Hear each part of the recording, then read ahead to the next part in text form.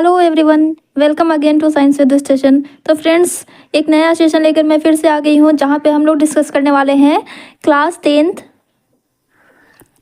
Science का chapter 7 that is how to organism reproduce. इसके हम लोग एनसीईआरटी एग्जाम्पलर क्वेश्चंस को यहाँ पे डिस्कस करने वाले हैं।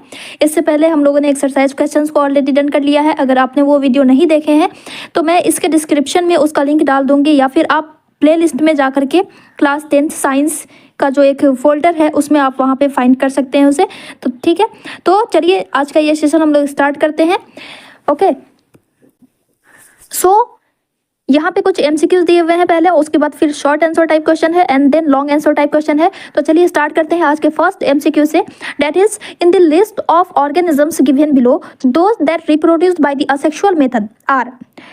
यहाँ पे कुछ ऑर्गेनिज्म की लिस्ट दी हुई है, इसमें आपको बताना है कि असेक्सुअल मेथड से कौन रिप्रोड्यूस करते हैं। ऑप्शन ए है बनाना, ऑप्शन बी है डॉग, ऑप्शन सी है यीस्ट एंड ऑप्शन डी है अमीबा। अब इसमें से आपको बताना है, देखो यहाँ पे बनाना जो कि एक प्लांट है, तो प्लांट में असेक्सुअल मेथड भी होता है, सेक्सुअल मेथड भी होता है। असेक्सुअल मेथड का ही एक टाइप होता है क्या, वेजिटेटिव प्रोपेगेशन, है ना। तो यहाँ पे ये जो वेजिटेटिव मेथड है, वेजिटेटिव रिप्रोडक्शन भी हम जिसे कहते हैं, वेजिटेटिव प्रोपेगेशन को वेजिटेटिव रिप्रोडक्शन भी कहा जाता है। तो बनाना में वेजिटेटिव रिप्रोडक्शन देखने को मिलता है ना। डॉग की अगर हम बात करें तो डॉग बिकॉज एक मैमल कैटेगरी का होता है जिसमें सेक्सुअल रिप्रोडक्शन होता है, तो ये तो होने से रहा। यीस्ट में बडिंग के थ्रू होता है, ये भी असेक्सुअल रिप्रोडक्शन है। एंड अमीबा में बाइनरी फिशन होता है, तो ये भी असेक्सुअल मोड को अडेप्ट करते हैं। तो ऑप्शन 1, 3 एंड 4 ये तीनों होना चाहिए। तो किस ऑप्शन में है, नीचे ऑप्शन दिया हुआ है आपको ABCD करके, इसमें से आपको टिक करना है 1, 3, 4 किस में है। तो ऑप्शन बी में 1, 3, 4 दिया हुआ है, इसलिए option B will be correct. Okay, next question है in a flower the parts that produce male and female gametes यानी कि जॉर्म सेल्स, उसको क्या कहते हैं फ्लावर में। तो जो मेल गैमेट प्रोड्यूस करता है उसको क्या कहते हैं भाई। मेल गैमेट कहाँ से प्रोड्यूस होते हैं फ्रेंड्स, तो मेल गैमेट है वो स्टेमन से होता है।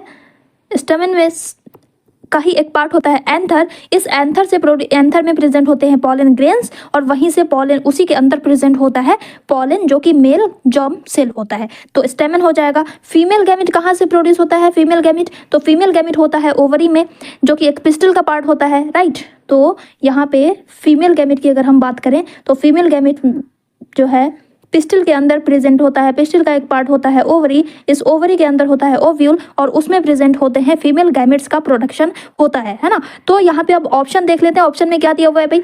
तो ऑप्शन ए में कह रहा है स्टेमन एंड एंथर, जो कि एक मेल रिप्रोडक्टिव सिस्टम का ही दोनों पार्ट है, तो ये तो होने से रहा। फिलामेंट एंड स्टिग्मा, तो फिलामेंट में नहीं होता है, एंथर में होता है, तो ये भी गलत हो गया।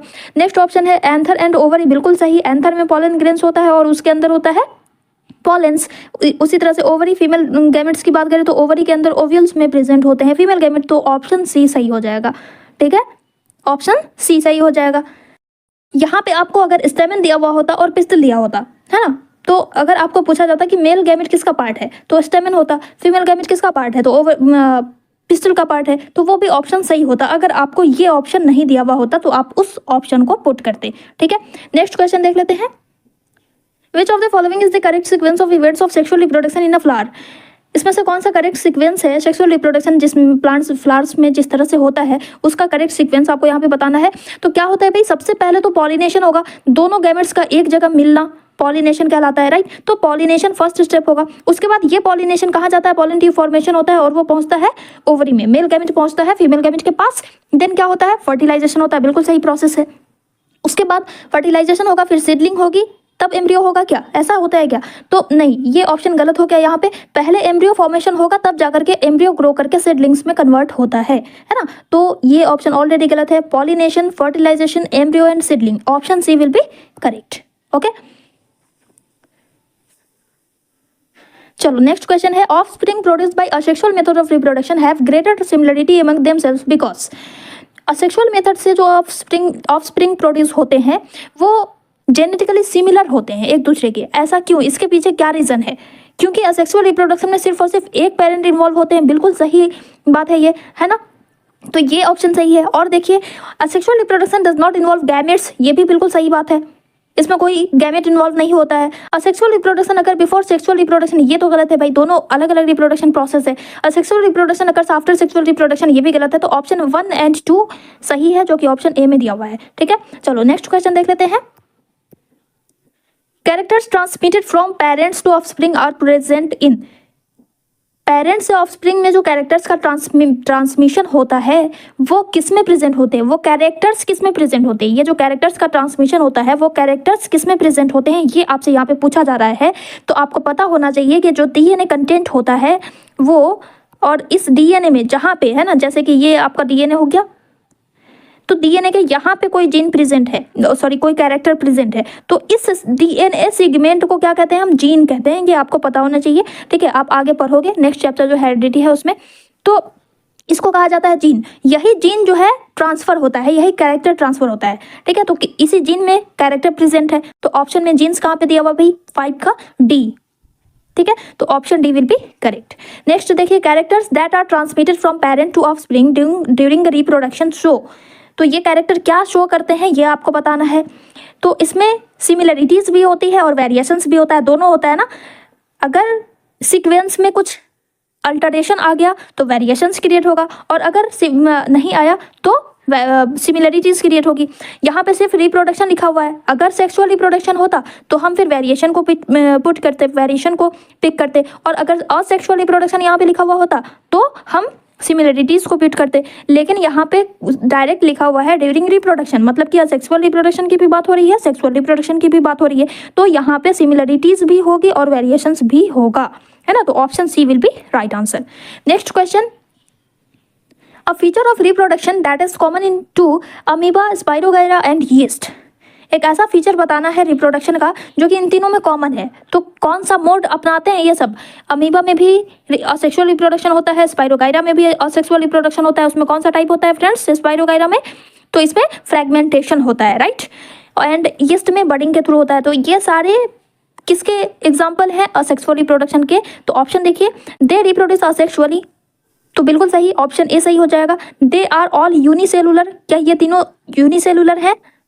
तो यहाँ पे आपको अमीबा यूनिसेलुलर होता है, लेकिन स्पाइरोगाइरा जो है वो मल्टी सेलुलर होता है, मल्टी सेलुलर होते हैं। यीस्ट भी यूनिसेलुलर होता है ना। तो ये ऑप्शन गलत हो गया। दे रिप्रोड्यूस ओनली सेक्सुअली गलत है।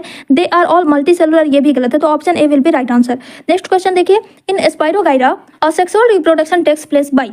असेक्सुअल रिप्रोडक्शन किसके थ्रू होता है, इसमें क्या होता है ये प्रोसेस बताना है। तो इसमें क्या होता है भाई, फिलामेंट्स जो होते हैं इसके वो ब्रेकअप हो जाते हैं स्मॉल स्मॉल बिट्स में, है ना। यही तो होता है, यानी कि इसमें फ्रेगमेंटेशन के थ्रू होता है। तो फ्रेगमेंटेशन में यही तो होता है, ब्रेकिंग होती है, छोटे छोटे टुकड़ों में डिवाइड होकर के सेल्स अपना ग्रो करते हैं और नए ऑर्गेनिज्म प्रोड्यूस करते हैं। तो ऑप्शन ए सही हो जाएगा। ठीक है, चलो next question, the ability of a cell to divide into several cells during reproduction in Plasmodium. Plasmodium में किस तरह का सेल डिवीजन होता है ये आपको पूछा जा रहा है यहाँ पे। तो ऑप्शन डी हो जाएगा, मल्टीपल फिजन, ऑप्शन डी। ठीक है, next question, the correct sequence of reproductive stages in flowering plants. फिर यहाँ पे वही स्टेज पूछा हुआ है। तो फ्लावरिंग प्लांट्स में किस तरह से होता है, सबसे पहले तो गैमेट का फॉर्मेशन होगा, उसके बाद गैमेट जाइगोट बनता है, दो गैमेट्स का फ्यूजन होता है तो वो जाइगोट में कन्वर्ट होगा, उसके बाद फिर जाइगोट बार बार डिवाइड कर करके एम्ब्रियो बनाता है और तब जाकर के एम्ब्रियो सीडलिंग में कन्वर्ट होता है। ऑप्शन ए बिल्कुल सही सीक्वेंस में दिया हुआ है। ठीक है, चलो नेक्स्ट देख लो, the number of chromosomes in parents and offspring of a particular species remains constant. जो नंबर होता है क्रोमोसोम का वो पेरेंट्स में और ऑफस्प्रिंग में दोनों में बिल्कुल कांस्टेंट रहता है, यानी कि सेम रहता है, इक्वल रहता है। ऐसा क्यों, किसकी वजह से, क्या होता है ऐसा। तो ऐसा क्या होता है भाई, जब गैमेट का फॉर्मेशन हो रहा होता है तो उस टाइम पे जो इसमें क्रोमोसोम नंबर रहता है वो हाफ रहता है, जिसकी वजह से दो गैमेट जब मिलते हैं तो हाफ हाफ मिल करके कंप्लीट डीएनए बन जाता है। तो क्या रीजन है इसका, half number of chromosome during gamete formation.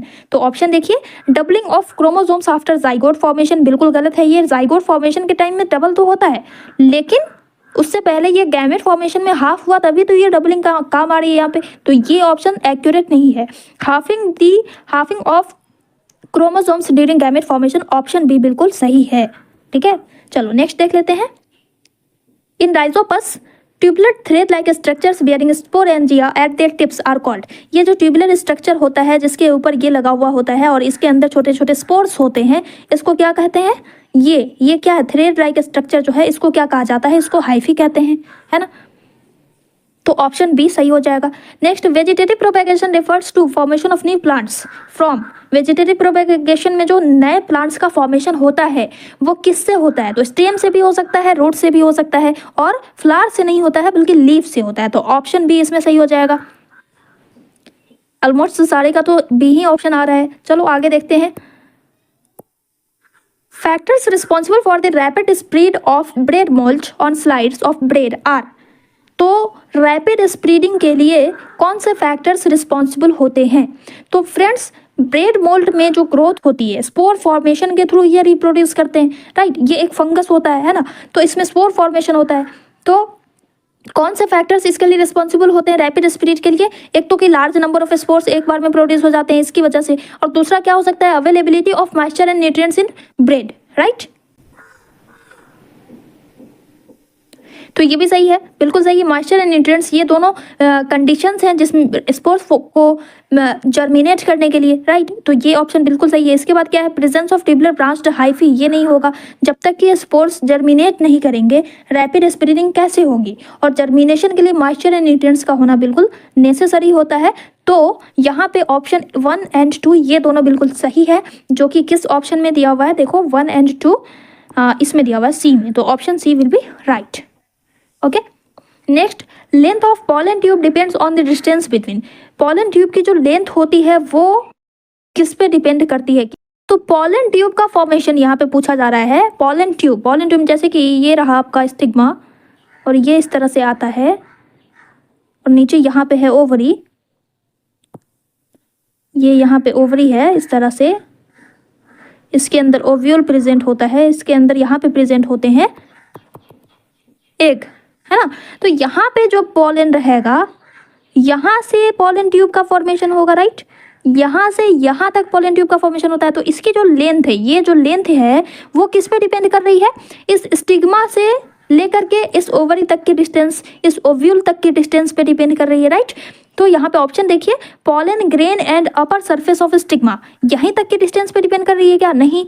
Pollen grain on upper surface of stigma से लेकर के ओव्यूल तक की डिस्टेंस, राइट, उस पर इसकी लेंथ डिपेंड करती है। तो नेक्स्ट ऑप्शन देखिए, ये ऑप्शन तो होगा नहीं, pollen grain on upper surface of stigma and ovule, ये बिल्कुल सही ऑप्शन है, option B will be right answer. Next देखते हैं, which of the following statement are true for flowers. Flowers are always bisexual, बिल्कुल गलत, कोई यूनिसेक्सुअल भी होते हैं और कोई बाइसेक्सुअल भी होते हैं। They are the sexual reproductive organs, they are the sexual reproductive organs, बिल्कुल सही है, ये ऑप्शन सही है। They are produce in all groups of plants, ये गलत है, सारे ग्रुप ऑफ प्लांट्स में प्रोड्यूस नहीं होते हैं, सिर्फ एंजियोस्पर्म में फ्लावरिंग होती है ना, तो ये ऑप्शन नहीं होगा। After fertilisation they give rise to fruit, बिल्कुल सही, फर्टिलाइजेशन के बाद सीडलिंग होती है, और सीडलिंग के बाद जो ओवरी होती है वो ओवरी सीड में कन्वर्ट हो जाती है, और जो ओव्यूल होता है वो सीड में कन्वर्ट हो जाता है, और जो ओवरी होती है वो फ्रूट्स में कन्वर्ट हो जाता है, राइट। तो यहाँ पे ऑप्शन 4 बिल्कुल सही है, 2 एंड 4 सही है। तो किस ऑप्शन में दिया हुआ है 2 एंड 4, 16 का option number D will be right, ठीक है। उसके बाद देखिए next, which among the following statement are true for unisexual flower. Unisexual flower के लिए क्या सही है, यूनिसेक्सुअल फ्लावर उसको कहते हैं जिसमें या तो स्टेमन होगा या फिर पिस्टिल होगी, उसी को कहते हैं, है ना। तो they possess both stamen and pistil, ये तो होगा नहीं, दे पॉजेस आइदर स्टेमन और पिस्टल, बिल्कुल सही। दे एग्जिबिट क्रॉस पॉलिनेशन, हाँ ये बिल्कुल सही है। यूनिसेक्सुअल फ्लावर में क्रॉस पॉलिनेशन होगा, क्रॉस पॉलिनेशन का मतलब कि एक का स्टेमन है तो दूसरे का पिस्टल है, राइट। तो ऑप्शन 3 भी बिल्कुल सही है। Unisexual flowers possessing only stamens can not produce fruit, जिसमें सिर्फ स्टेमन है उसमें बिल्कुल सही बात है, फ्रूट का प्रोडक्शन नहीं होगा, क्योंकि उसके लिए फीमेल रिप्रोडक्टिव पार्ट का होना ज़रूरी है ना। फ्रूट फॉर्मेशन के लिए फीमेल रिप्रोडक्टिव पार्ट का होना ज़रूरी है, तो जिसमें स्टेमन है यानी सिर्फ मेल रिप्रोडक्टिव पार्ट है उसमें फ्रूट प्रोडक्शन कैसे होगा। तो ऑप्शन 4 भी बिल्कुल सही है, 2 भी सही है एंड 3 भी सही है। किस ऑप्शन में 2, 3, 4 दिया हुआ है, option B, okay, option B will be right. Next, Which among the following statement are true for sexual reproduction in flowering plants? It requires 2 types of gametes, बिल्कुल सही। Fertilization is a compulsory event, बिल्कुल सही है। It always result in formation of zygote, बिल्कुल सही। Offspring formed are clones, ये गलत है। क्लोन का मतलब होता है बिल्कुल आइडेंटिकल, ठीक है। क्लोन का मतलब होता है आइडेंटिकल, एक दूसरे से बिल्कुल सिमिलरिटीज जो रखता हो उसको क्लोन कहते हैं। लेकिन सेक्सुअल रिप्रोडक्शन से जो ऑफस्प्रिंग प्रोड्यूस होते हैं उनमें वेरिएशंस देखने को मिलता है, ना कि क्लोनिंग। ओके, तो 1, 2, 3 ऑप्शन सही हो जाएगा, यानी कि option C. Next, in figure 8.1 जो कि यहाँ पे दिया हुआ है, the parts A, B and C are subsequently sequentially, यहाँ पे आपको बताना है। पार्ट ए को देखो, यहाँ पे ये ऊपर वाला पार्ट, इसको क्या कहते हैं? इसको हम कहते हैं प्लूम्यूल, है ना। उसके बाद ये वाला पार्ट बी, इसको हम कॉटिलेडन कहते हैं। एंड निचला वाला जो पार्ट होता है उसको रेडिकल कहा जाता है, रेडिकल कहा जाता है। नीचे वाला पार्ट जो है वो रूट पार्ट में ग्रो करता है, और ऊपर वाला जो पार्ट होता है उससे शूट का फॉर्मेशन होता है। और ये कॉटिलेडन जो है वो न्यूट्रिएंट्स प्रोवाइड करता है, इसमें फूड स्टोर्ड होते हैं, है ना। तो ए में हो गया आपको प्लूम्यूल, बी में हो गया कॉटिलेडन, एंड सी में हो गया रेडिकल। प्लूम्यूल, कॉटिलेडन, रेडिकल, किस में है? प्लूम्यूल, कॉटिलेडन, रेडिकल, यानी option C will be right. Next, offspring formed as a result of sexual reproduction exhibit more variations.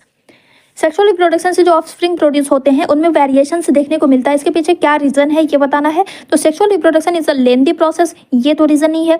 Genetic material comes from 2 parents of the same species, ये बिल्कुल सही answer है, तो option B will be right. ठीक है।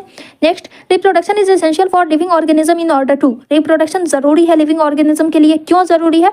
क्योंकि ये individual organisms को अलाइव रखता है। नहीं, बिल्कुल नहीं, ये एसेंशियल प्रोसेस नहीं है। फुलफिल दियर एनर्जी रिक्वायरमेंट, ये भी नहीं होगा। Maintain growth, continue the species generation after generation, ये बिल्कुल सही आंसर है। कंटिन्यूटी को मेंटेन करता है रिप्रोडक्शन, तो option D will be right. Next, during adolescence several changes occur in the human body. Mark one change associated with sexual maturation in boys. Boys में होने वाले चेंजेस को यहाँ पे मार्क करना है। लॉस ऑफ मिल्क टीथ, ये दोनों में होता है, तो ये नहीं होगा। इंक्रीज इन हाइट, हाइट बिल्कुल नॉर्मल प्रोसेस होती है। क्रैकिंग ऑफ बॉयज, बिल्कुल सही, ये बॉयज में देखने को मिलता है सेक्सुअल मैच्योरेशन के टाइम में, तो option C will be right answer. ठीक है जी, तो आप लोगों को बिल्कुल भी कंफ्यूज नहीं होना है, एकदम आराम आराम से ध्यान से आंसर करना है। ऐसा नहीं है कि भाई लॉस ऑफ मिल्क टीथ ये भी तो एक चेंजेस है तो आप इसमें टिक कर दो, नहीं, ऐसी गलती नहीं कीजिएगा। यहाँ पे आपको बिल्कुल क्वेश्चन अच्छे से पढ़ना है। बॉयज़ दिया हुआ है, तो बॉयज़ में खास करके सिर्फ बॉयज़ में जो गुण होता है, खासकर बॉयज़ में जो सिर्फ चेंजेस होते हैं उस पर हमें टिक करना है। अगर यहाँ पे फीमेल होता तो फीमेल में इन सारी चीज़ों में आपको एक दिया हुआ होता ब्रेस्ट साइज इंक्रीजेस, तो वो आप टिक करते, मतलब यूनिक, जो यूनिक है उसको टिक करना है। ठीक है।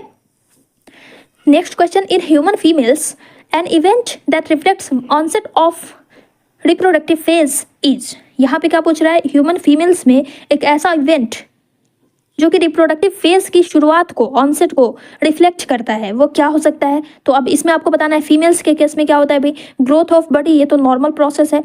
चेंजेस इन हेयर पैटर्न, ये भी नॉर्मल प्रोसेस है। चेंज इन वॉइस, ये नहीं होता है। मेंस्ट्रुएशन, बिल्कुल सही, मेंस्ट्रुएशन जब स्टार्ट होता है तो वो दिखाता है ऑनसेट ऑफ रिप्रोडक्टिव फेज को, है ना। तब यहाँ से एक का फॉर्मेशन स्टार्ट हो जाता है गर्ल्स में, तो ऑप्शन डी सही हो जाएगा। Next question, in human mails the testis lie in the scrotum because it helps in the testis.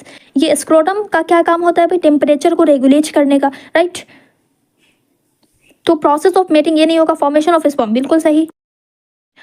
Which among the following is not the function of testis at puberty. Puberty के time पे testis का कौन सा function नहीं है? Testis का 2 function होता है फ्रेंड्स, एक तो कि ये स्पर्म सेल का फॉर्मेशन करता है और दूसरा टेस्टोस्टेरोन का। बाकी जो होंगे वो ऑप्शन में नहीं होंगे। तो फॉर्मेशन ऑफ जर्म सेल बिल्कुल सही है। सिक्रीशन ऑफ टेस्टोस्टेरोन, ये भी सही है।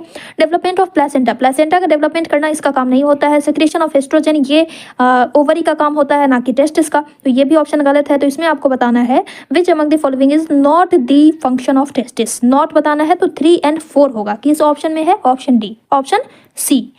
ठीक है, चलो next. The correct sequence of organs in the male reproductive system for transport of a sperm. तो स्पर्म का फॉर्मेशन सबसे पहले टेस्टिस से शुरू होता है, उसके बाद ये जाता है एपिडिडाइमिस में, फिर एपिडिडाइमिस से वैस डिफरेंस में आता है, फिर वैस डिफरेंस से ये आता है यूरेथ्रा में। तो बिल्कुल सही सीक्वेंस है ऑप्शन ए। अगर यहाँ पे एपिडिडाइमिस होता तो आप एपिडिडाइमिस को पहले पुट करते। ठीक है, चलो नेक्स्ट देख लेते हैं। विच among the following disease is not sexually transmitted. Sexually transmitted disease syphilis, जो कि बैक्टीरिया से होता है। हेपेटाइटिस नहीं होगा। HIV एड्स और गोनोरिया, तो हेपेटाइटिस कुछ हेपेटाइटिस के जो वैरायटीज़ होती हैं, हेपेटाइटिस ए होता है, बी होता है, सी होता है, तो इसमें कुछ होता है जो कि सेक्सुअली ट्रांसमिटेड डिजीज है, लेकिन आपकी बुक में नहीं दिया हुआ है, तो आप ऑप्शन बी ऑप्ट कीजिएगा। ओके, तो ये था कुछ एमसीक्यूज। अब यहाँ से स्टार्ट होता है शॉर्ट आंसर टाइप क्वेश्चन। तो इसमें फर्स्ट क्वेश्चन दिया हुआ है, in a bisexual flower in spite of the young stamens being removed artificially the flower produces fruit, provide a suitable explanation for the above situation. एक bisexual flower है जिसमें से स्टेमन को आर्टिफिशियली रिमूव कर दिया जाता है, तो भी वो फ्लावर जो है फ्रूट प्रोड्यूस करता है। इसके पीछे का रीजन बताना है, सुटेबल एक्सप्लेनेशन के साथ इसको बताना है। तो देखो, बाइसेक्सुअल फ्लावर किसको कहा जाता है फ्रेंड्स? बाइसेक्सुअल फ्लावर का मतलब है कि उसमें स्टेमन भी प्रेजेंट है एंड उसमें पिस्टिल भी प्रेजेंट है। ठीक है, तो अगर स्टेमन को रिसीव हटा दिया जाता है, तो स्टेमन को हटा देने से क्या होगा कि पॉलन ग्रेन्स इस फ्लावर के पास नहीं होंगे, लेकिन पिस्टिल है तो एक सेल तो प्रेजेंट है। अब पॉलन ग्रेन्स बाहर से भी आ सकता है, दूसरे फ्लावर से भी आ सकता है, यानी कि क्रॉस पॉलिनेशन के थ्रू यहाँ पे फर्टिलाइजेशन पॉसिबल है। Because this is bisexual flower, still it has pistil, right? तो पिस्टिल की वजह से, पिस्टिल होने की वजह से इसमें पॉलन ग्रेन्स का क्रॉस पॉलिनेशन हो सकता है और क्रॉस पॉलिनेशन के थ्रू फर्टिलाइजेशन हो सकता है एंड फ्रूट का प्रोडक्शन पॉसिबल है। बस यही रीज़न आपको यहाँ पे बता देना, एक्सप्लेन कर देना है। ठीक है, सो आंसर है, a bisexual flower has both the male as well as female reproductive organs. So if the young stamens are removed artificially, young stamens को अगर हटा दिया जाता है तो फ्लावर के पास अभी भी पिस्टिल तो है ही, इसलिए क्रॉस पॉलिनेशन हो सकता है, जिसकी वजह से फर्टिलाइजेशन होगा और बदले में क्या मिलेगा, हमें फ्रूट्स का फॉर्मेशन देखने को मिलेगा। ठीक है, next question, can you consider cell division as a type of reproduction in unicellular organism? Give one reason.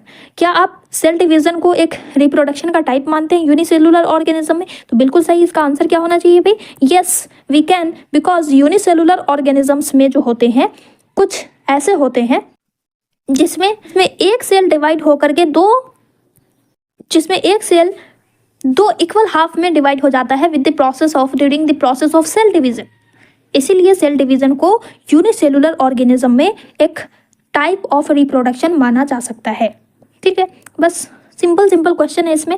Yes we can consider cell division as a type of asexual reproduction in unicellular organism, because in unicellular organism a single cell simply divides to form 2 or more identical daughter cells. For example, binary fission in amoeba, multiple fission in plasmodium. ठीक है, next, what is clone? Clone किसको कहते हैं भाई? Exact copy जो होती है, of spring produce by one parent through asexual reproduction. Asexual reproduction के थ्रू जो होता है, असेक्सुअल रिप्रोडक्शन के थ्रू जो प्रोड्यूस होते हैं ऑफ स्प्रिंग, वो बिल्कुल क्या होते हैं? सिमिलर होते हैं, और सिमिलर जो होते हैं उसी को तो क्लोन कहा जाता है।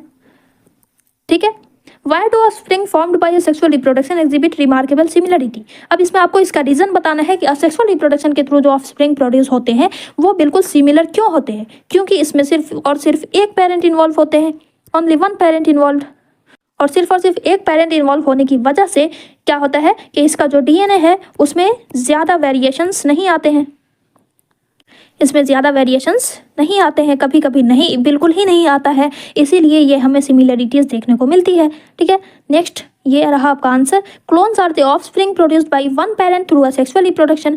These are genetically identical to their parent. The clones possess exact copies of DNA of their parent and hence show remarkable similarity to the parent and to one another. Next, explain how offspring and parents of organism reproducing sexually have the same number of chromosome. Offspring में जितना chromosome number है उतना ही parents में भी होता है। इसके पीछे क्या रीज़न है, इसको आपको बताना है। ऐसा कैसे पॉसिबल होता है, ये आपको बताना है। तो सेक्सुअल रिप्रोडक्शन में हमें पता है कि सेक्सुअल रिप्रोडक्शन जो होता है इसमें गैमेट्स का फॉर्मेशन होता है, और गैमेट्स जब बनते हैं तो गैमेट्स में क्या होता है भाई? गैमेट्स का फॉर्मेशन किसके थ्रू होता है? मियोसिस के थ्रू होता है, और मियोसिस एक रिडक्शनल डिवीजन है, यानी कि इसमें क्रोमोसोम नंबर जो होता है वो क्या हो जाता है? हाफ हो जाता है ना। तो इसमें जो है क्रोमोसोम नंबर क्या हो जाता है? हाफ हो जाता है। और बिकॉज इस सेक्सुअल रिप्रोडक्शन में दो पेरेंट्स इन्वॉल्व होते हैं, तो मेल से हाफ डीएनए और फीमेल से हाफ डीएनए दोनों मिलकर के जब जाइगोट का फॉर्मेशन करते हैं, जब फर्टिलाइजेशन होता है तो ये कंप्लीट क्रोमोसोम नंबर आ जाता है। तो अभी मेल के पास भी 2n था, है ना, इस 2n से गैमेट का फॉर्मेशन हुआ, n बना, इससे भी गैमेट का फॉर्मेशन बना, गैमेट का फॉर्मेशन हुआ तो n हो गया, और अब तब जा करके इस गैमेट से फ्यूजन होता है तो जाइगोट का फॉर्मेशन होता है। और अगेन 2n, मेल के पास, पेरेंट्स के पास भी 2n क्रोमोसोम नंबर था, और जो ऑफस्प्रिंग प्रोड्यूस हुआ उसके पास भी 2n नंबर रहता है। इस तरह से सेम नंबर पाया जाता है, जितना ही पेरेंट्स में उतना ही उसके बच्चे में भी क्रोमोसोम पाए जाते हैं। ठीक है, चलो ये रहा आपका answer. Sexually reproducing organism reproduce gametes through meiosis. Gametes have only half the number of chromosomes as that of the parents. Thus, during fertilization, when these gametes fuse to form a new individual, the offspring produced will have the same number of chromosomes as that of the parents. चलो next question देख लेते हैं। Colonies of yeast fail to multiply in water but multiply in sugar solution. Give one reason for this. Yeast जो होता है वो water में grow नहीं करता है, लेकिन शुगर का सॉल्यूशन अगर रहा तो ये इसमें ग्रो कर जाता है। ऐसा क्यों, इसके पीछे का रीज़न बताना है। तो ऐसा इसलिए क्योंकि यीस्ट को रिप्रोडक्शन के लिए दो कंडीशंस चाहिए होती हैं। रिप्रोडक्शन के लिए दो कंडीशंस चाहिए होती है, एक मॉइस्चर और दूसरा न्यूट्रिशन।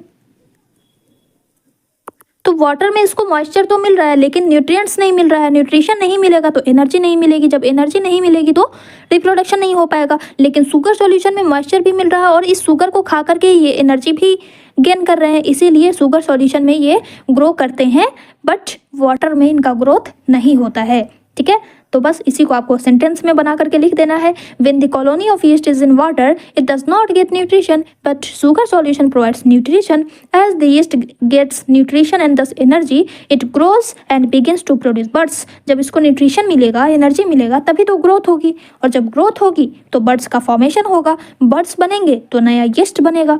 ठीक है, तो इसलिए शुगर सॉल्यूशन में ग्रो करते हैं, वाटर में नहीं करते। Next, why does bread mold grow profusely on a moist slice of bread rather than on a dry slice of bread? अब यहाँ पे आपको ब्रेड मोल्ड का पूछा हुआ है, तो ब्रेड मोल्ड क्या होता है? ब्रेड मोल्ड एक फंगस होता है जिसमें रिप्रोडक्शन किसके थ्रू होता है? स्पोर फॉर्मेशन के थ्रू, राइट। और स्पोर फॉर्मेशन के लिए जो स्पोर है ये जर्मिनेट कब होते हैं? जब इसको मॉइस्ट कंडीशन मिलती है, जब इसको मॉइस्ट सरफेस मिलेगा और साथ ही साथ में न्यूट्रिशन भी चाहिए, साथ ही साथ में इसको न्यूट्रिशन भी चाहिए। तो जब तक मॉइस्ट सरफेस नहीं मिलेगी, इस स्पोर के ऊपर जो ये कोटिंग होती है जो इसको प्रोटेक्ट करके रखता है वो नहीं हटेगा और ये जर्मिनेट नहीं होगा। जब जर्मिनेट नहीं होगा तो हाइफी का जो फॉर्मेशन होता है वो हाइफी का फॉर्मेशन नहीं होगा, एक के बाद एक नहीं निकल पाएंगे, है ना। तो इसीलिए जब ये मॉइस्ट स्लाइस पे होता है तो इसको दोनों ही कंडीशन मिलती है, मॉइस्चर भी मिलता है और न्यूट्रिएंट्स भी मिलता है, इसीलिए ये मॉइस्ट स्लाइस पे ग्रो तो करता है। लेकिन ड्राई स्लाइस पे मॉइस्चर नहीं मिल रहा है, न्यूट्रिशन तो मिल रहा है स्लाइस से लेकिन मॉइस्चर नहीं मिल रहा है, इसलिए इसका ग्रोथ नहीं होता है। इसी बात को आपको लिख देना है। Bread mould is a fungus that reproduces asexually through spore formation. These spores require moisture to germinate and nutrition to grow into new individual. Moisture and bread slide offer both required condition, ये दोनों condition require पूरी कर रहा है, but dry slice offers nutrients only, therefore bread mould grow profusely on the moist slice but not on the dry slice. ठीक है, next question, give to reason for the appearance of variations among the progeny formed by sexual reproduction. फिर से आपको वही question पूछा है friends, ये question बहुत इंपॉर्टेंट है। वेरिएशंस क्यों क्रिएट होते हैं सेक्सुअल रिप्रोडक्शन में? सिंपल सा क्वेश्चन है, कई तरह से इसमें पूछा जा रहा है, तो ये काफ़ी इंपॉर्टेंट है। आपको ये बात अच्छी तरह से समझ लेनी है कि सेक्सुअल रिप्रोडक्शन में वेरिएशंस क्यों क्रिएट होते हैं, क्योंकि इसमें दो पेरेंट्स के डीएनए इन्वॉल्व होते हैं, दो पेरेंट्स का जीन प्रेजेंट होता है और उन दोनों में अल्टरेशन की वजह से जब मियोसिस की प्रोसेस होती है, आपने नाम सुना होगा क्रॉसिंग ओवर का, तो मियोसिस की प्रोसेस में एक प्रोसेस होती है क्रॉसिंग ओवर की, जिसमें डीएनए का ट्रांसफ़र होता है, अल्टरेशन होता है। ये जो इस तरह से क्रोमोसोम प्रेजेंट होते हैं तो ये दोनों एक दूसरे से चेंज हो जाते हैं, एक्सचेंज हो जाते हैं, है ना। इसका कैरेक्टर, इस क्रोमोसोम का कैरेक्टर इसके पास आ जाता है और इसका इसके पास चला जाता है, उसी टाइम में ये वेरिएशंस क्रिएट होता है। तो इसका आपको रीज़न बताना है। तो पहला रीज़न तो आप क्या लिखोगे, इसमें नए कॉम्बिनेशन बनते हैं जीन के, है ना, न्यू कॉम्बिनेशन ऑफ जीन। या कैरेक्टर भी लिख सकते हैं आप, न्यू कॉम्बिनेशन ऑफ कैरेक्टर्स हो जाता है ना। दूसरी बात कि इसमें 2 पेरेंट इन्वॉल्व होते हैं, 2 पेरेंट्स इन्वॉल्व होने की वजह से 2 डिफरेंट क्रोमोसोम होता है ना, दोनों की बॉडी में अलग अलग क्रोमोसोम होते हैं, तो 2 डिफरेंट क्रोमोसोम सेट, जिसकी वजह से क्रॉसिंग ओवर होती है और वेरिएशंस क्रिएट होते हैं। तो इसी रीजन को आपको यहाँ पे बता देना है। Following are the 2 major reasons. पहला है sexual reproduction involve 2 different individual with different set of characters, और दूसरा gene combination are different in gametes due to crossing over during gamete formation through meiosis.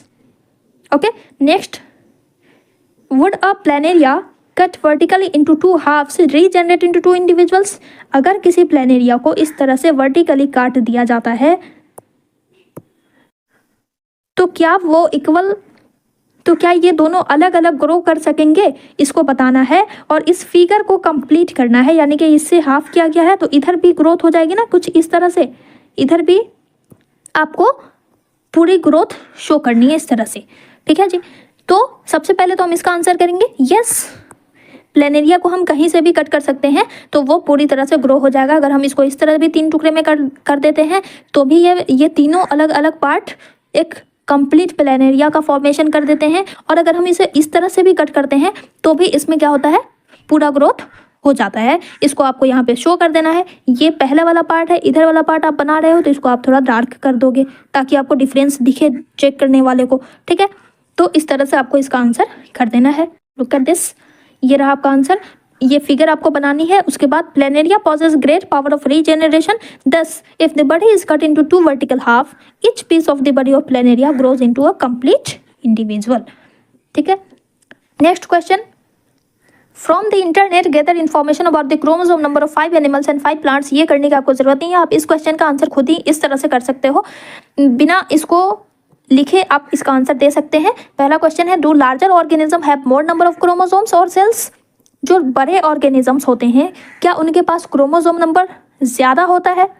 तो ऐसी तो कोई बात नहीं है। ऑर्गेनिजम्स का जो साइज होता है कैन नॉट डिपेंड अपॉन, इसका कोई फर्क नहीं पड़ता है क्रोमोसोम नंबर से। ठीक है, इसके बीच में कोई रिलेशन नहीं है, इसके बीच में कोई रिलेशन नहीं होता है। साइज नंबर ऑफ क्रोमोसोम पर बिल्कुल भी डिपेंड नहीं करता है। यानी कि ऑर्गेनिज्म अगर लार्जर है या छोटा है कोई फर्क नहीं पड़ता है, नो रिलेशनशिप बिटवीन देम। एक स्मॉल नंबर का जो ऑर्गेनिज्म होता है, कोई स्मॉलर ऑर्गेनिज्म है, जैसे कि आप आंट की बात कर लो, तो इस छोटे से ऑर्गेनिज्म में पता है आपको 120 क्रोमोसोम होते हैं। 120 क्रोमोसोम्स तक होते हैं, 1 भी हो सकता है, 1 से लेकर के 120 तक हो सकता है एक एंट में। लेकिन वहीं पे अगर हम ह्यूमन बींग्स की बात करें, अब बताओ ये कहाँ चींटी और कहाँ हम, कितना डिफरेंस है हम दोनों के साइज में, है ना। तो ह्यूमन बींग्स में कितना होता है, 46 होते हैं बस। तो इसीलिए ऑर्गेनिज्म का जो साइज है वो क्रोमोसोम पे बिल्कुल भी डिपेंड नहीं करता है।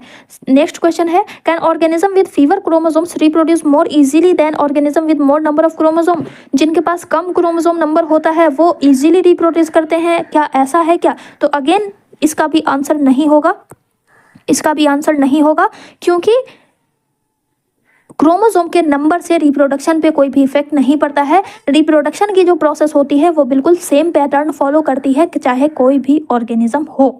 ठीक है, इस आंट में भी वही उसी तरह से रिप्रोडक्शन होगा जिस तरह से ह्यूमन बींग्स में होता है।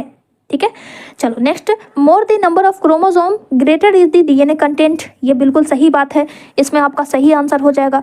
जितना ज़्यादा क्रोमोसोम नंबर होगा उतना ही ज़्यादा डीएनए कंटेंट होंगे, क्योंकि क्रोमोसोम का जो नंबर होता है वो, क्रोमोसोम क्या है, डीएनए क्रोमोसोम का ही तो एक पार्ट है। तो अगर क्रोमोसोम बढ़ रहा है तो डीएनए कंटेंट भी बढ़ेगा, राइट। तो इसलिए इसका आंसर क्या हो जाएगा, सही हो जाएगा। इसको आपको जस्टिफाई करना है, तो आप इसे जस्टिफाई कैसे करोगे? तो इस क्वेश्चन का आपको आंसर लिखना है कि पहले तो आप यस लिखेंगे, yes since the major component of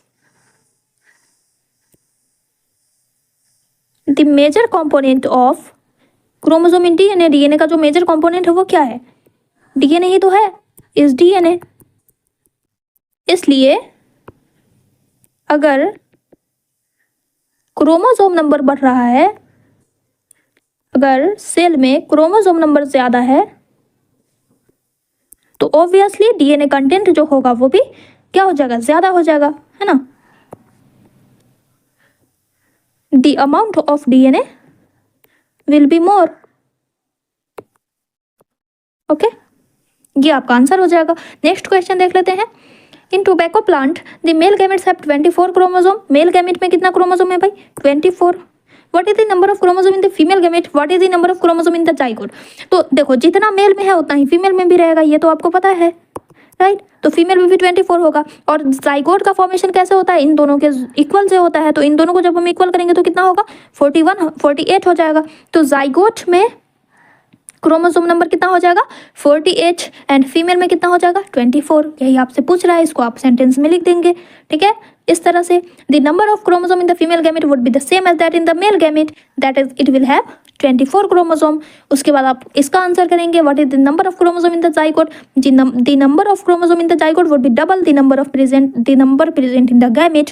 gamete का 2 गुना होता है, ये आपको ध्यान में रखना है, क्योंकि 2 गैमेट मिल करके एक जाइगोट बनाते हैं, इसलिए गैमेट में जितना नंबर है उसका 2 गुना होगा जाइगोट में, that is it would be 48, ठीक है। Next question, why can not fertilisation take place in flowers if pollination does not अकर।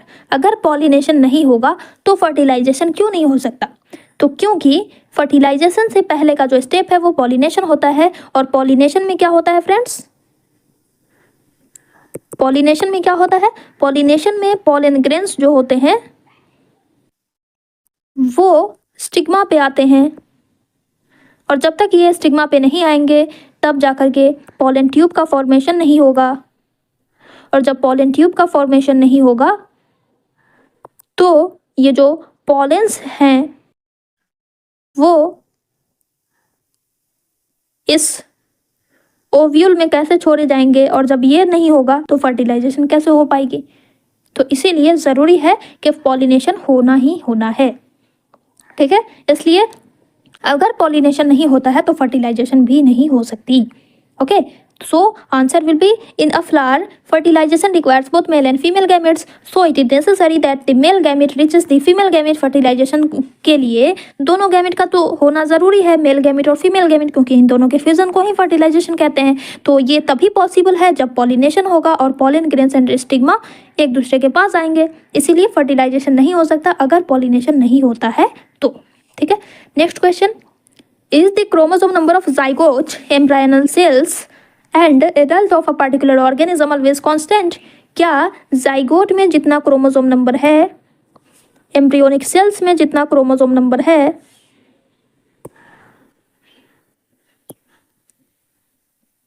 और एडल्ट में जितना क्रोमोसोम नंबर है, क्या ये तीनों में क्रोमोसोम नंबर बिल्कुल सेम होता है, ये पूछा जा रहा है। तो बिल्कुल सही बात है, जब गैमेट बन जाता है तो गैमेट में क्रोमोसोम नंबर हाफ होता है, उसके बाद जो बना वो जाइगोट बना, जाइगोट में भी कंप्लीट DNA होता है, और उसके बाद अब ये जाइगोट जो डिवाइड करके एम्ब्रियो बनाता है, एम्ब्रियोनिक सेल्स बनाता है, तो इसमें भी माइटोसिस हो रही है, इसमें भी माइटोसिस ही हो रही है, माइटोसिस के थ्रू ही ये डिवाइड हो रहा है। और एडल्ट जब बनता है तो उसमें भी माइटोसिस की प्रोसेस ही होती है, सिर्फ और सिर्फ जर्म सेल्स में ही, यानी रिप्रोडक्टिव सेल्स में ही मियोसिस की प्रोसेस होती है ना। और जब माइटोसिस होगा तो नंबर बिल्कुल क्या होता है, सेम होता है, इसीलिए जाइगोट में भी सेम नंबर, एम्ब्रियोनिक सेल्स में भी सेम नंबर, एडल्ट में भी सेम नंबर होगा, यानी कि ऑलवेज कांस्टेंट ही रहेगा।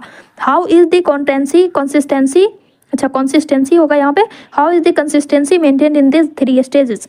इस तीनों स्टेज में ये जो कंसिस्टेंसी मेंटेन्ड है वो कैसे है, ये आपको बताना है, क्योंकि तीनों ही में माइटोसिस की प्रोसेस हो रही है, बस इसीलिए, ठीक है। All 3 structures undergoes only mitotic division, और माइटोटिक डिवीजन जो होता है उसको हम इक्वेशनल डिवीजन कहते हैं, इक्वेशनल डिवीजन, क्योंकि इसमें क्रोमोसोम नंबर जो है वो इक्वल रहता है। और मियोसिस की जो प्रोसेस होती है, मियोसिस की जो प्रोसेस होती है उसको हम रिडक्शनल डिवीजन कहते हैं।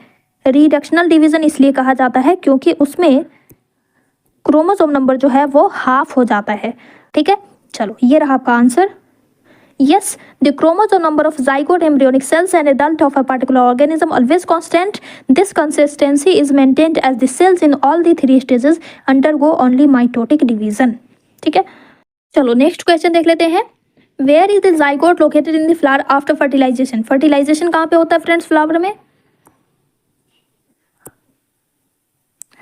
फर्टिलाइजेशन की प्रोसेस कहाँ होती है, ओवरी में होती है, ओवरी के अंदर ओव्यूल में, राइट। तो ओव्यूल में ही जाइगोट भी लोकेटेड होगा ना, क्योंकि फर्टिलाइजेशन के बाद ही तो जाइगोट का फॉर्मेशन होता है, इसीलिए जाइगोट की लोकेशन कहाँ होनी चाहिए, ओव्यूल में। नेक्स्ट क्वेश्चन है reproduction is link to stability of population of species. देखो अगेन स्टेबिलिटी से यहाँ पे क्वेश्चन पूछा हुआ है कि रिप्रोडक्शन स्टेबिलिटी से किस तरह से लिंक्ड है, इसको आपको जस्टिफाई करना है। तो क्यों लिंक्ड है भाई, क्योंकि रिप्रोडक्शन में क्या होता है में डीएनए जो है वो एक जनरेशन से दूसरे जनरेशन में पास ऑन होता है, राइट। और इस पास ऑन के ड्यूरिंग क्या होता है, कैरेक्टर्स जो है वो भी ट्रांसफर होते हैं, जिसकी वजह से ये जो कंसिस्टेंसी है वो बनी रहती है और जो स्पेशीज है, जो ऑर्गेनिज्म है, वो सरवाइव कर पाते हैं, खुद को स्टेबल कर पाते हैं चेंजिंग एनवायरनमेंट में, ठीक है। सो यहाँ पे रहा आपका आंसर। इसका आंसर है in a flower fertilization occurs when the male gamete present in pollen grains fuse with the female gamete present in the oval inside the ovary, है ना। Flower fertilization occurs when the male gamete present in the pollen grain fuses with the female gamete present in the ovule inside the ovary. So this zygote is located inside the ovule which is present in the ovary. ये जो ovule है वो कहाँ present होता है, ovary में, ठीक है जी। उसके बाद है reproduction is link to stability. तो इसका आंसर आप क्या लिखेंगे, जो मैंने बताया कि डीएनए जो है वो पास होता है one generation to another generation, one generation to another generation, और इस पासिंग की वजह से जो कॉपिंग होती है डीएनए की, डीएनए कॉपिंग होती है, और डीएनए कॉपिंग होती है तो वेरिएशंस आते हैं, एंड वेरिएशंस आते हैं तो इसकी वजह से स्टेबिलिटी आती है, ठीक है जी। चलो नेक्स्ट क्वेश्चन देख लेते हैं। How are general growth and sexual maturation different from each other. ये जनरल ग्रोथ और सेक्सुअल मैच्योरेशन ये दोनों एक दूसरे से अलग अलग कैसे हैं, ये आपको बताना है। तो जनरल ग्रोथ इसमें सिर्फ और सिर्फ डेवलपमेंट होता है, बॉडी का डेवलपमेंट होता है, बॉडी के जो डिफरेंट पार्ट्स होते हैं वो ग्रो करते हैं, है ना। लेकिन सेक्सुअल मैच्योरेशन में क्या होता है, सेक्सुअल मैच्योरेशन में बॉडी सेक्सुअल रिप्रोडक्शन के लिए तैयार होती है, राइट। ये तो एक नॉर्मल प्रोसेस हो गई, ये नॉर्मल प्रोसेस हो गई, लेकिन इसमें सेक्सुअल रिप्रोडक्शन के लिए बॉडी तैयार होती है, बॉडी मैच्योर होती है, और इसमें जो है एक स्पेसिफिक चेंजेस होते हैं, कुछ स्पेसिफिक चेंजेस होते हैं जो कि सिर्फ और सिर्फ प्यूबर्टी के टाइम पे ही हमें शो होते हैं। और ग्रोथ जो है वो तो हमेशा चलता है, थ्रू आउट द लाइफ चलता रहता है growth, through out the life, लेकिन ये सिर्फ और सिर्फ हमें प्यूबर्टी को ही देखने को मिलती है। तो इसी तरह से ये दोनों क्या है, अलग अलग है, ठीक है। So general growth refers to different types of developmental process in the whole body में होता है, but like an increase in height, weight, changes in shape, size, ये सारा हो गया। लेकिन सेक्सुअल मैच्योरेशन जो है वो सिर्फ और सिर्फ स्पेसिफिक चेंजेस होता है प्यूबर्टी के टाइम पे, जैसे कि cracking of eyes, new hair patterns, development of breast in the females, broadening of the hips, ये सब, ठीक है जी। चलो नेक्स्ट क्वेश्चन देख लेते हैं। Trace the path of sperm during ejaculation, mention the gland and their functions associated with the male reproductive system. Path बताना है स्पर्म का ड्यूरिंग इजैकुलेशन। तो सबसे पहले स्पर्म कहाँ पे बनता है फ्रेंड्स, सबसे पहले स्पर्म बनता है टेस्टिस में, टेस्टिस से जाता है एपिडिडाइमिस में, एपिडिडाइमिस से ये जाता है वेस्ट डिफरेंस में,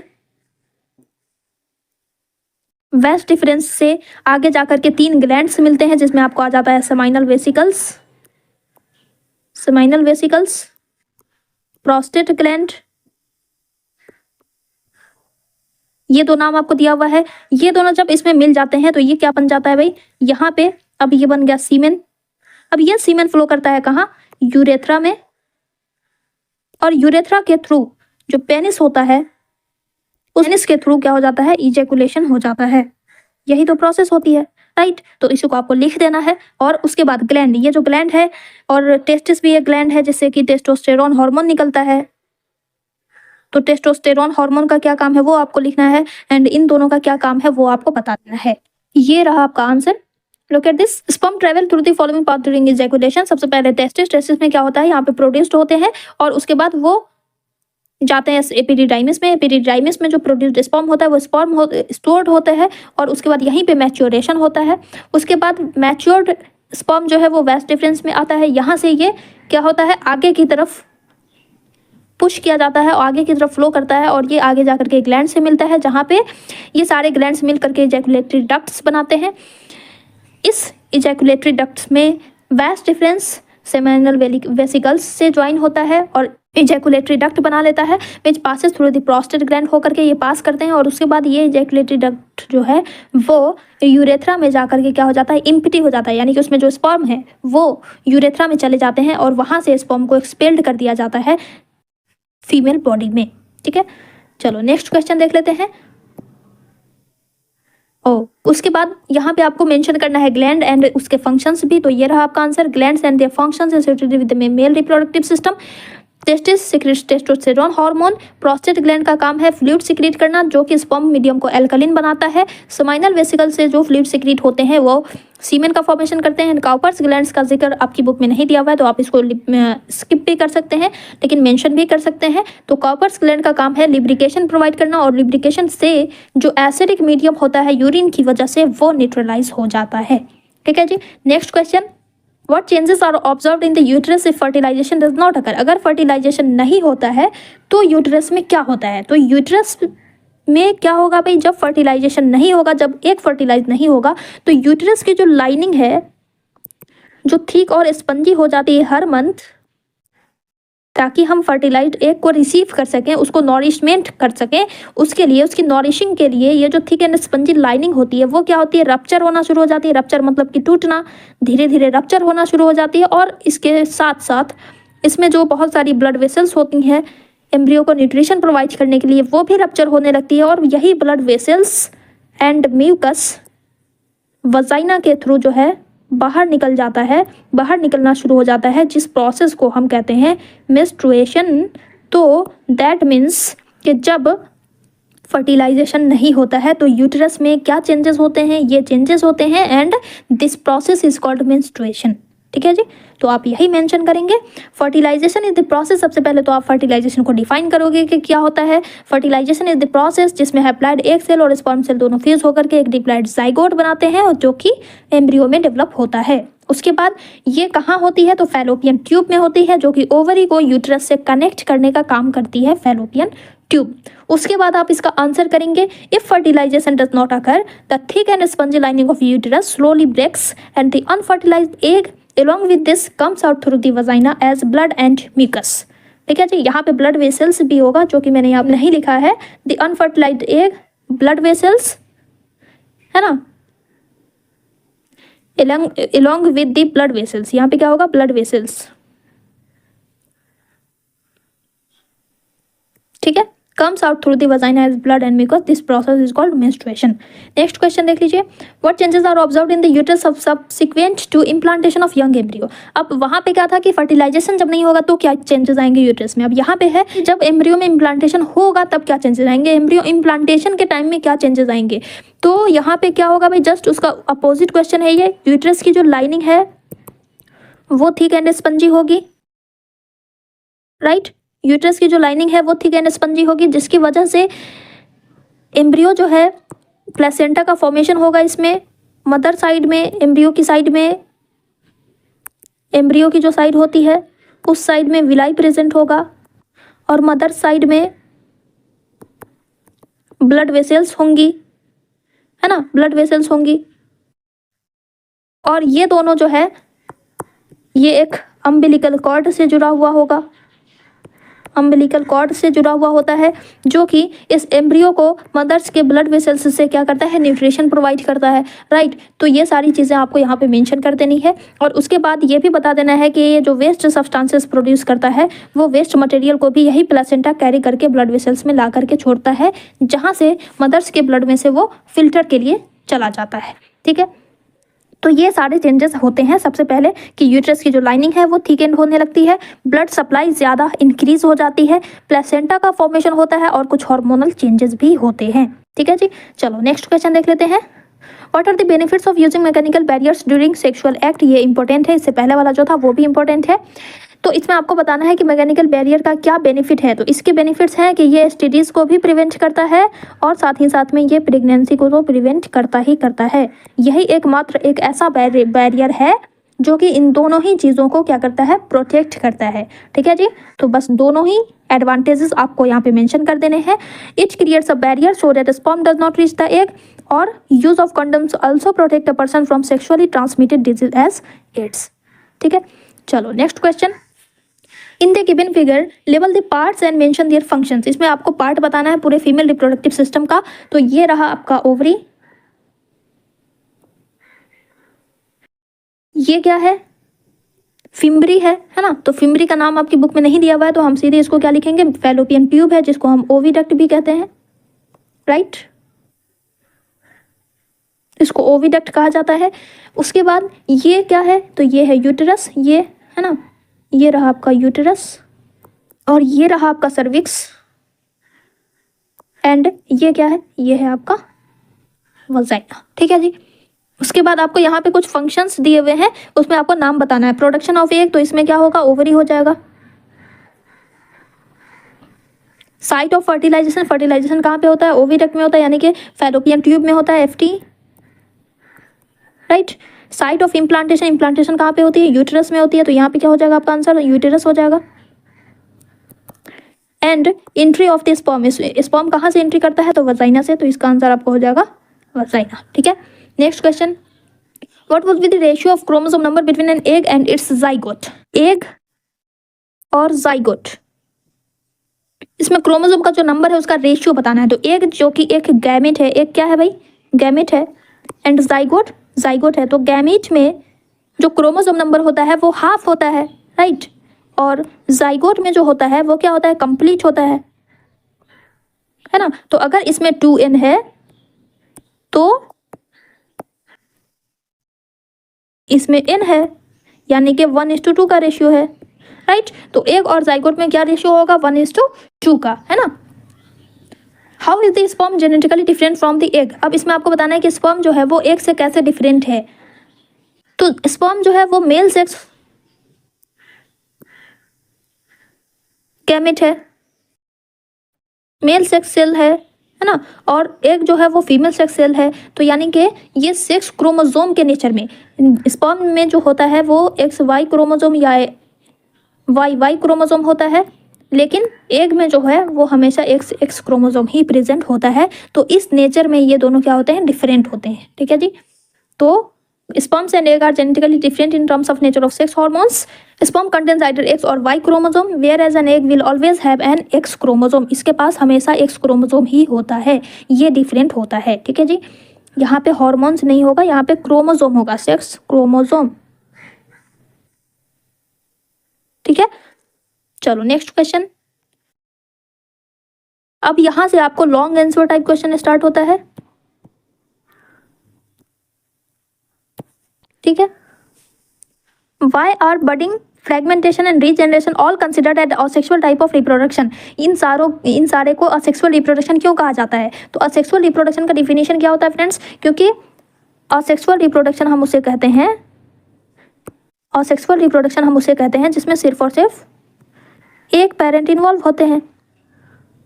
तो बडिंग में भी एक ही पेरेंट इन्वॉल्व होता है, फ्रेगमेंटेशन में भी एक ही पेरेंट इन्वॉल्व होते हैं, और रीजनरेशन में भी एक ही पेरेंट इन्वॉल्व होते हैं। इसीलिए इन तीनों को असेक्सुअल मोड ऑफ रिप्रोडक्शन कहा जाता है। With NEET diagram explain the process of regeneration in planaria. Planaria में होने वाले रीजनरेशन को अब आपको यहाँ पे एक्सप्लेन कर देना है।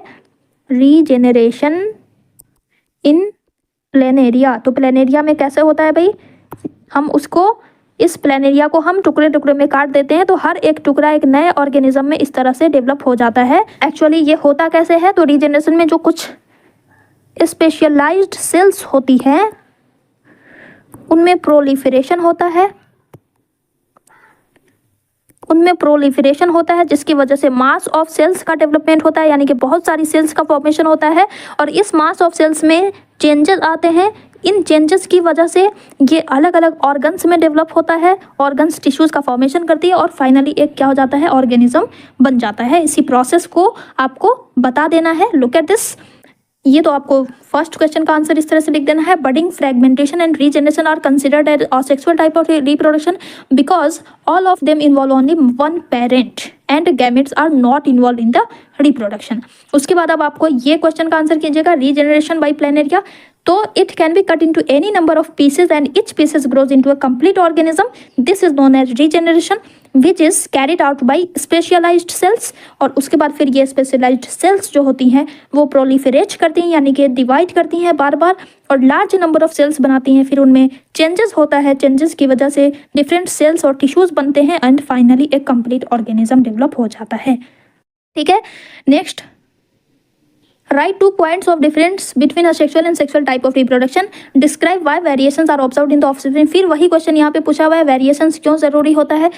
तो देखो आप देख सकते हो कितना इंपॉर्टेंट क्वेश्चन है फ्रेंड, जितने भी डिफरेंस वाले क्वेश्चन अब यहाँ से आएंगे ना वो सारे के सारे काफ़ी इंपॉर्टेंट है, आपको सारे डिफरेंसेस को देख लेना है अच्छी तरह से। सेक्सुअल में क्या डिफरेंस है, पॉलिनेशन फर्टिलाइजेशन में क्या डिफरेंट है, गैमेट जाइगोट में क्या डिफरेंट है, ये सारे डिफरेंसेस को आप एक जगह लिखेंगे और उसे अच्छी तरह से हर दिन आप उसे रिकॉल कर लीजिएगा। ठीक है, तो यहाँ पे आपको डिफरेंस बताना है। और सेक्सुअल रिप्रोडक्शन में एक पेरेंट होते हैं, इसमें 2 पेरेंट इन्वॉल्व होते हैं, इसमें गैमेट नहीं बनते हैं, इसमें गैमेट का फॉर्मेशन होता है, इसमें मियोसिस नहीं होता है और इसमें मियोसिस होती है। ठीक है, उसके बाद ये वेरिएशंस का यहाँ पे मैंने मेंशन कर दिया है। The offspring produced bye sexual reproduction, so variations because during sexual reproduction 2 gametes from 2 different individuals fuse, although they have same number of chromosome but their DNA is not identical। दोनों में अलग अलग DNA होते हैं जिसकी वजह से different sets of characters develop होते हैं ऑफस्प्रिंग में। ठीक है, next, distinguish between pollination and fertilisation. देखो ये भी इंपॉर्टेंट है, पॉलिनेशन और फर्टिलाइजेशन में क्या डिफरेंस है। पॉलिनेशन पॉलन ग्रेन्स का स्टिग्मा पे ट्रांसफर को पॉलिनेशन कहते हैं और fertilisation male and female gametes के फ्यूजन को कहा जाता है। ये एक फिजिकल प्रोसेस है लेकिन ये एक बायोलॉजिकल प्रोसेस है। ये पॉलिनेशन जो है वो ह्यूमन बींग्स में या एनिमल्स में नहीं होता है, सिर्फ और सिर्फ प्लांट्स में ही होता है ना। It occurs in plants only. Female के केस में सेक्सुअल इंटरकोर्स होता है, लेकिन फर्टिलाइजेशन की जो प्रोसेस है वो एनिमल्स में भी होती है और प्लांट्स में भी होती है। ठीक है, उसके बाद क्या कह रहा है, draw NEET diagram of a pistol showing pollen tube growth and it's entry. इस तरह से आपको डायग्राम बना देना है जिसमें आपको शो करना है पॉलन ट्यूब का ग्रोथ। तो सबसे पहले तो यहाँ पे पॉलन ग्रेन्स आएगा, तो पहला step pollen grain stick on stigma. उसके बाद अब इसकी ग्रोथ धीरे धीरे होगी, तो पॉलन ट्यूब ग्रोथ स्टार्ट हो गई। उसके बाद अब इसकी एंट्री को आपको शो कर देना है ओव्यूल में। तो ये 3 फिगर्स आपको बनाने हैं। ठीक है, और उसके बाद यहाँ पे बताना है mention the site and product of fertilisation. Site भी बताना है, प्रोडक्ट भी बताना है फर्टिलाइजेशन का। तो साइट कहाँ है, साइट कहाँ पे फर्टिलाइजेशन हो रहा है भाई, यहाँ पे ओव्यूल में। तो ovule in the ovary and the product, product क्या बनता है फर्टिलाइजेशन का, जाइगोट। चाहे वो प्लांट्स हो चाहे वो एनिमल्स हो, हमेशा जाइगोट ही बनता है। जाइगोट में कंप्लीट नंबर ऑफ क्रोमोसोम होते हैं, 2n होता है। ठीक है, चलो next, distinguish between a gamete and zygote. ये भी अगेन इंपॉर्टेंट है, गैमेट और जाइगोट में क्या डिफरेंस है। तो गैमेट जो होता है ये हैप्लॉइड होता है यानी कि half number of chromosome present होते हैं, और ये डिप्लॉइड होता है, ये रिप्रोडक्टिव सेल्स है, और ये फर्टिलाइज्ड सेल्स है। राइट, इसको फर्टिलाइज होना बाकी है यानी कि ये बिफोर फर्टिलाइजेशन होता है, बनता है बिफोर फर्टिलाइजेशन, और ये आफ्टर फर्टिलाइजेशन बनता है। ठीक है, तो यही डिफरेंस आपको बता देने हैं। उसके बाद यहाँ पे रोल भी बताना है, सेक्सुअल रिप्रोडक्शन का क्या रोल है, तो आप रोल बता देंगे, है ना। इन दोनों का, गैमेट और जाइगोट का सेक्सुअल रिप्रोडक्शन में क्या रोल है वो आपको बताना है। यहाँ पे आप बता दोगे गैमेट्स आर प्री रिक्विसाइट, यानी कि पहली ज़रूरत होती है सेक्सुअल रिप्रोडक्शन के लिए गैमेट्स का बनना, है ना। और यही दोनों मिल करके जाइगोट बनाते हैं, और फिर जाइगोट जो है फर्दर डेवलप करके एम्ब्रियो बनाता है, और तब जा करके एक बेबी का फॉर्मेशन होता है। ठीक है, अगेन इसके बाद इसमें डिफरेंस क्या है, तो ये एक अनफर्टिलाइज्ड रिप्रोडक्टिव सेल्स है और ये फर्टिलाइज्ड सेल्स है। ये दोनों ही में प्रेजेंट होता है गैमेट, मेल्स में भी होता है फीमेल्स में भी होता है, लेकिन जाइगोट जो बनता है वो सिर्फ और सिर्फ फीमेल बॉडी में बनता है। ठीक है, again this is most important point. They have half number of chromosome that is haploid cells, and zygote जो होते हैं वो complete number of cells chromosome present होता है, that means they are diploid cells. They are formed before fertilisation, zygote are formed after fertilisation. इसमें meiotic division होता है, zygote में माइटोटिक डिवीजन होता है, माइटोसिस। जितना नंबर है उतना ही मेंटेन रहता है, लेकिन गैमेट्स में हाफ हो जाता है।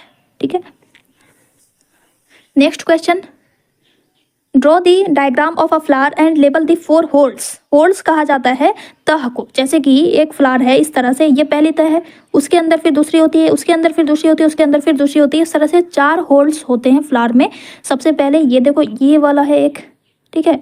आप इसको निकालोगे ना अलग अलग करके, तो ये इस तरह से अलग अलग निकल जाएगा। आप इसको नीचे से खींचिएगा, अगर कोई फूल सूख जाता है उसके बाद आप उसको आसानी से अलग कर सकते हो इन चारों होल्ड्स को। तो आप अलग करोगे तो आप देखोगे कि यहाँ पे जो रिसेप्टिकल्स होता है वही इन सभी चारों होल्ड्स को बांध करके रखता है, ठीक है। तो सेपल है, ये हरा वाला पार्ट जो है वो सेपल है।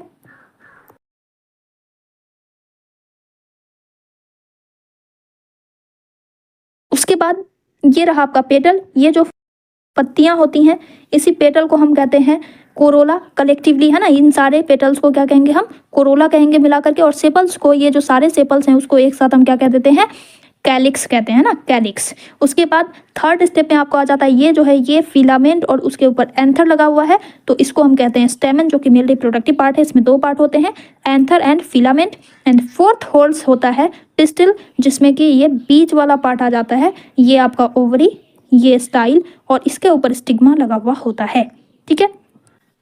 उसके बाद आपको इसमें बताना है right the names of gametes producing organs in the flower.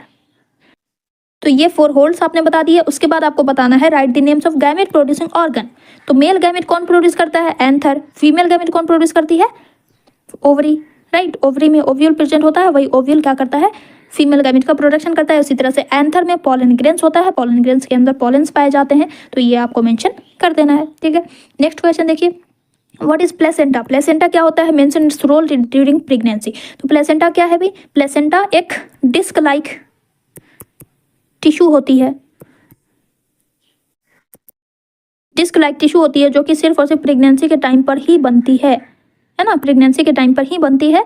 और इसका काम क्या होता है, इसका काम होता है न्यूट्रिशन एंड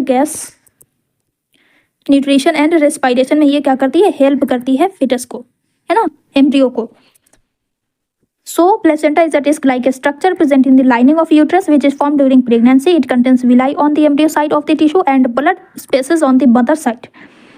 एम्ब्रियो साइड में जो एम्ब्रियो ग्रो कर रहा है उसकी तरफ विलाई प्रेजेंट होता है, जो कि एब्जॉर्प्शन का काम करती है विलाई। और मदर साइड में विलाई फैली हुई होती है, उस विलाई के चारों तरफ ब्लड स्पेसेस होता है, जिससे माँ के ब्लड से ये विलाई उस न्यूट्रिएंट्स को, उस गैसेस को एब्जॉर्ब करती है और उस एम्ब्रियो को देती है ना।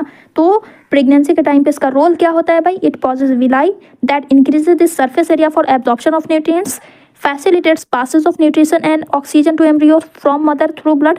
और उसके अलावा इसका एक और रोल होता है, that is removal of waste substances, ठीक है। Next, what are various ways to avoid pregnancy. Pregnancy को अवॉइड करने के डिफरेंट वेज बताने हैं। अवॉइडिंग प्रेगनेंसी को ही हम क्या कहते हैं जी, कॉन्ट्रासेप्शन कहा जाता है। और इसके लिए जो मेथड्स अपनाए जाते हैं उनको हम क्या कहते हैं, कॉन्ट्रासेप्टिव मेथड्स, जिसमें आपको 4 मेथड्स के नाम बता देने हैं। पहला हो जाता है आपका मैकेनिकल बैरियर, जिसमें कॉन्डोम्स का नाम आपको मेंशन करना है, ठीक है। और सेकंड मेथड हो जाता है आपको oral contraceptive pills. Oral contraceptive pills, इसमें लोग दवाइयाँ लेते हैं ताकि प्रेगनेंसी को अवॉइड किया जा सके। इसमें कुछ अल्टरेशन हो जाता है, इस पिल्स की वजह से हार्मोनल चेंजेस आती हैं बॉडी में, जिसकी वजह से या तो फर्टिलाइजेशन नहीं होता है या फिर क्या होता है, एक जो है वो ओवरी में नहीं, यूट्रस में नहीं पहुंच पाता है। बट इसके साथ साथ इसके कुछ साइड इफेक्ट्स भी होते हैं, थर्ड मेथड हो जाता है आपको आईयूसीडीज का यूज़ करना। आईयूसीडीज यानी कि कॉपर टी, इसको इंसर्ट किया जाता है बॉडी के अंदर यूट्रस में, ताकि रास्ते को बंद किया जा सके, फैलोपियन ट्यूब से एक यूट्रस में ना पहुंच पाए और स्पर्म वजाइना से ऊपर की तरफ ना बढ़ पाए, इसलिए इस आईयूसीडीज मेथड का यूज़ किया जाता है। उसके बाद आपको आ जाता है surgical method, that is vasectomy, जो कि मेल्स के वेस्ट डिफरेंस को कट कर दिया जाता है और टाई अप कर दिया जाता है ताकि स्पर्म बॉडी से बाहर ही ना निकल पाए। उसी तरह से फीमेल में भी ट्यूबेक्टोमी होता है, जिसमें फीमेल का फैलोपियन ट्यूब जो होता है उसको कट एंड टाई अप कर दिया जाता है। तो ये 4 मेथड आपको बता देने हैं, इसमें से किसी एक को इलेबरेट कर देना है, तो आप इस मेथड को इलेबरेट कर सकते हैं, आसान रहेगा, याद भी रहेगा। लुक एट दिस, ये यहाँ पे आपका आंसर है। इस तरह से 4 मेथड आपको बता देना है, उसके बाद किसी एक को आपको इस तरह से एक्सप्लेन कर देना है। वैसेक्टोमी क्या होता है भाई, इसमें वैस डिफरेंस को ब्लॉक कर दिया जाता है ताकि स्पर्म एक से ना मिले, और ट्यूबेक्टोमी में फैलोपियन ट्यूब को कट एंड टाई अप कर दिया जाता है ताकि एक जो है वो यूट्रस में ना पहुंच पाए। ठीक है, नेक्स्ट क्वेश्चन,